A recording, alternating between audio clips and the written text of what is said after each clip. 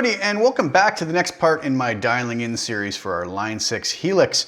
This week I'm going to do a tone that I probably never would have even thought of doing if I hadn't received so many requests for it. And a lot of you might be surprised by what it actually is.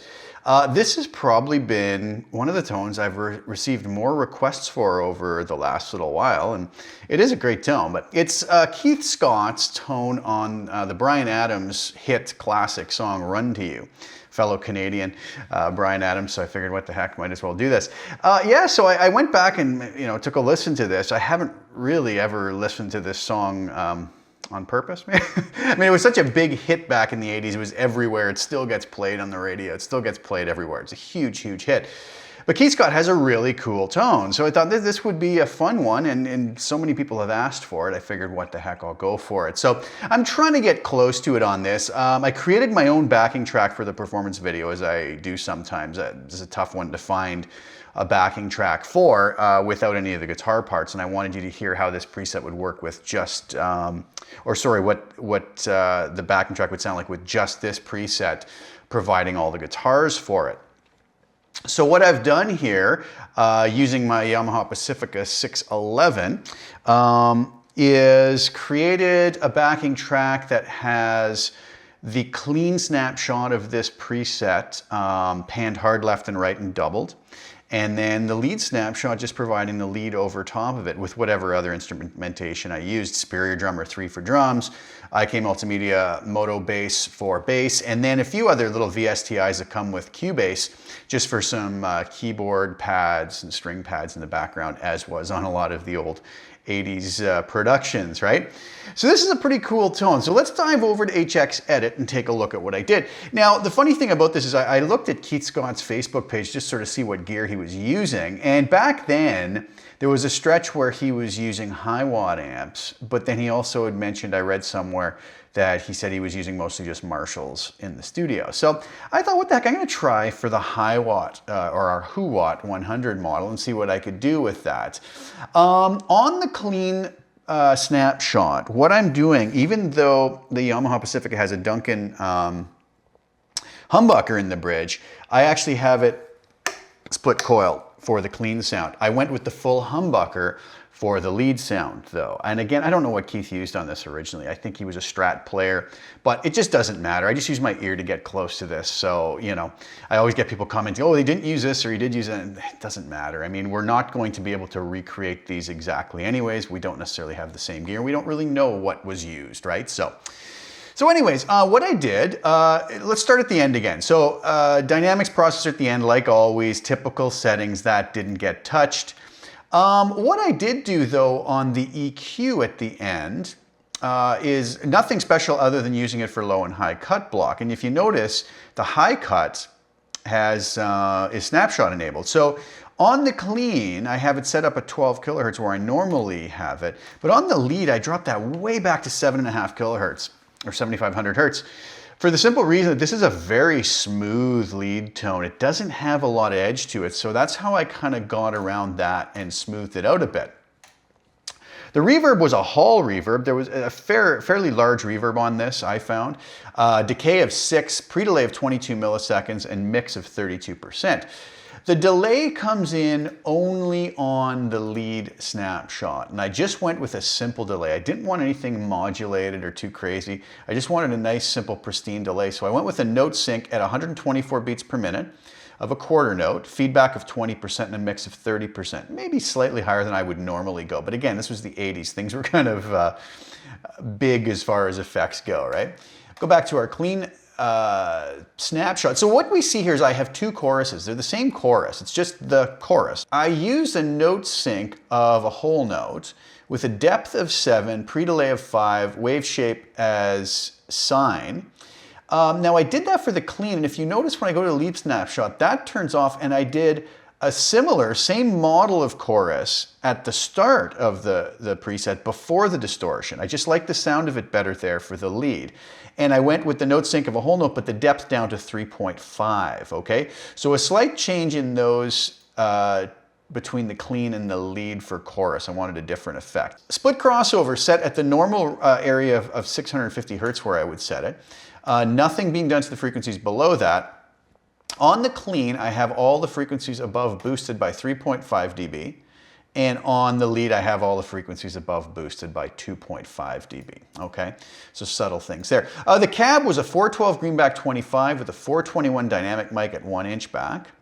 And my amp, as I mentioned, was the Huwatt 100. So for the clean, I had the drive at 4, bass and mid on 10 for both the lead and the clean. Treble at 6.4 on the clean, presence at 9 on the clean, channel volume all the way up to 10, and master at 5. Now on the lead snapshot, drive goes up to 10, bass and mid stay at 10, trebles at 6.1, presence at 9.4, channel volume down to 6.9, as we had a lot more boost there from the master and drive, master at 10. I also integrated a Minotaur to add some more gain and as a tone shaper to darken things up a little bit as well. If you notice, I have the tone down to 1. This is only on the lead snapshot. And gain at 5, okay?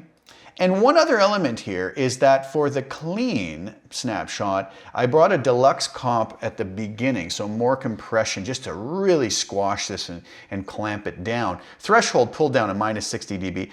I did that just because it was work. I probably didn't have to go that deep on it, but I did, and it sounded fine. Ratio of 4:1. Attack as fast as it could go, just so it really cut into that pick attack. 0.1 milliseconds. Release of 100 milliseconds. But I also brought the mix down to 70% to give a little more parallel compression. Because I was attacking it so deep and so hard, I wanted to let some of the little bit of transients come through the original tone, and so I brought the mix down to 70%. And I boosted the level, some makeup gain by 12 dB. All right, so let's do this. Let's start with our clean, and let's basically shut off our modulation, shut off our dynamics, and shut off our split crossover, just to sort of get a little bit of a sound what the amp tone was like. This is, again, split coil on the bridge on the Pacifica.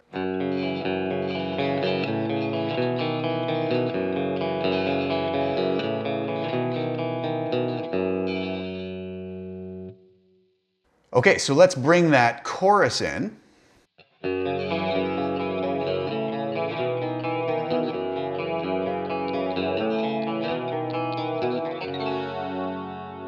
Okay, let's bring that compressor in.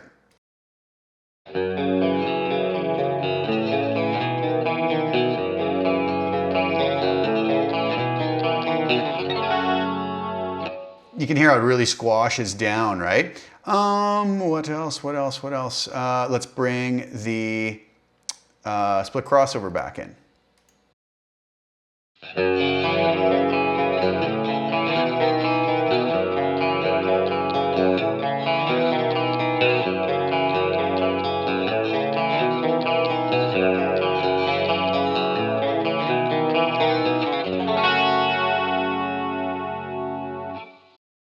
And I believe that was everything.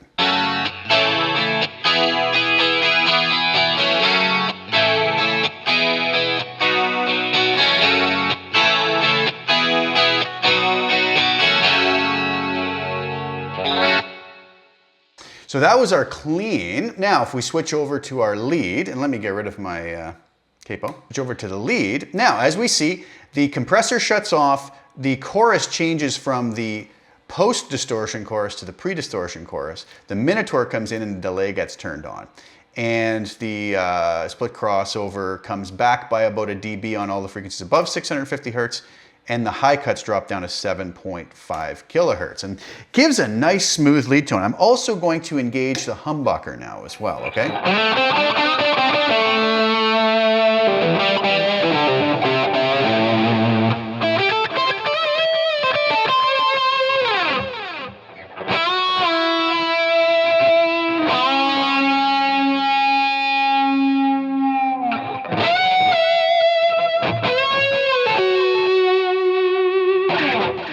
As I was playing this, I actually thought, man, this would actually work well for a David Gilmour solo or a David Gilmour type tone, right? Not that it's copying it, but it actually works.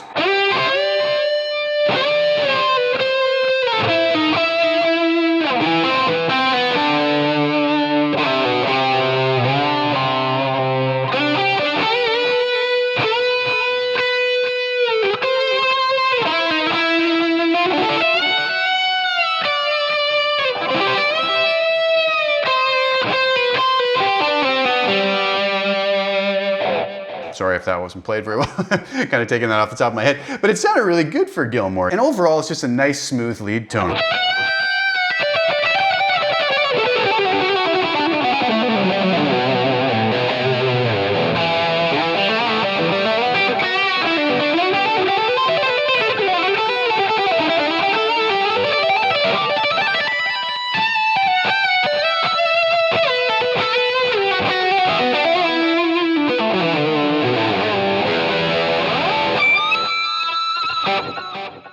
Yuck. So anyways, that's the tone. Go listen to the performance video. Give it a good listen. You'll hear all the tones from this preset used completely unprocessed in the mix. At the end, when he's doing just these the chords after the bridge where it's just a clean guitar, I did mix some acoustic guitar in there, as it seemed to sound to me like there was some in the original. So you're hearing that tone kind of doubled up and fattened up with a little bit of acoustic. So that's fine, just so you know what you're hearing. Hope you guys liked it. The tone will be up on Custom Tone by the time this video posts. Download it, try it out. You know, there's obvious little tweaks you can make to it with the high cuts and whatnot if you find it too dark for your system. But I played this through the power cab as well. Sounded really good. I was really happy with the tone and the preset, and it could be used for a lot of different tones. So it's not just specific to this, but it does have that 80s kind of sound to it with the chorus effects and whatnot. So thanks for tuning in, guys. I'll be back soon with some more content. Please share the video and like it if you don't mind. I always appreciate the support. Subscribe to the channel if you haven't already. And I'll be back soon. And thanks for tuning in again. Ciao for now.